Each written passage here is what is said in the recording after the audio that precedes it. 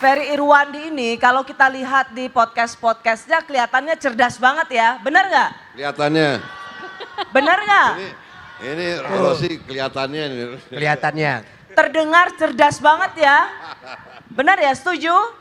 Tuh benar, tetapi Ferry tolong buka dulu topengmu, berapa IP kamu? Tolong Oke, kasih tahu. karena saya bukan wakil presiden. Dan ijazah saya asli, ya kenapa tidak? Ya saya tidak menyinggung siapa-siapa BTW. Anyway, ini saya cerita seapa adanya ke teman-teman. Di STAN itu kan kita kuliah 6 semester. 6 semester kuliah saya, 5 semester saya selalu jadi peringkat di atas yang DO. Di atas yang DO. Di atas yang DO. Jadi di STAN itu minimal IP itu 2,75. Jadi kita masuk 6 kelas, kita keluar 5 kelas teman-teman. Jadi tiap semester ada yang DO. Saya selalu ya 2 atau 3 di atas yang DO lah. Sampai di semester 5 saya mengalami penurunan nilai yang drastis sekali.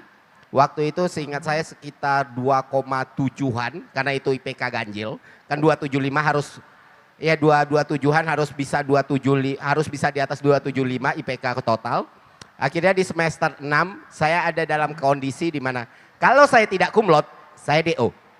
DO, drop out. Drop out. Dikeluarkan dari kampus. Dikeluarkan dari kampus. Kalau saya tidak kumlot, saya DO.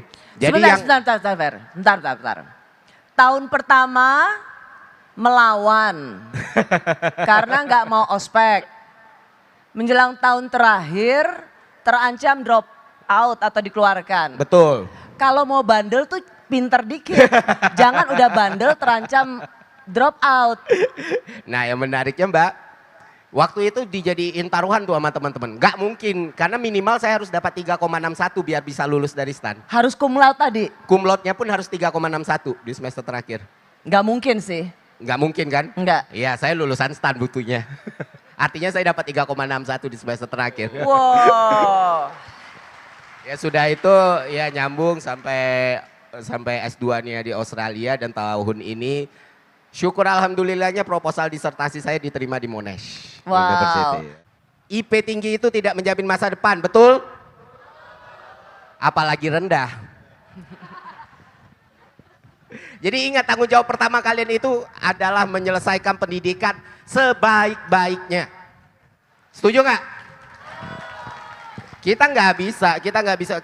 Mahasiswa itu adalah agen dari perubahan gitu. Bukan perubahan itu sendiri teman-teman. Kalau kalian jadi agen perubahan maka semakin besar kapasitas kalian, semakin bisa kalian bertanggung jawab dengan ilmu pengetahuan yang kalian miliki, semakin bisa itu dipertanyakan kayak Pak Ferry, kayak Bu Stella, kayak Pak Rektor gitu. Karena semakin besar daya yang kita punya, semakin besar angin yang bisa kita bawa. Ya. Kalau selama-lamanya kita berada dalam situasi yang sulit, maka jangankan untuk menyelamatkan orang lain, untuk diri kita sendiri aja kita belum tentu. Selesaikanlah kuliahmu sebagaimana diamanatkan oleh orang tuamu karena kuliahmu itu nggak gratis. Betul. Setuju nggak? Ya.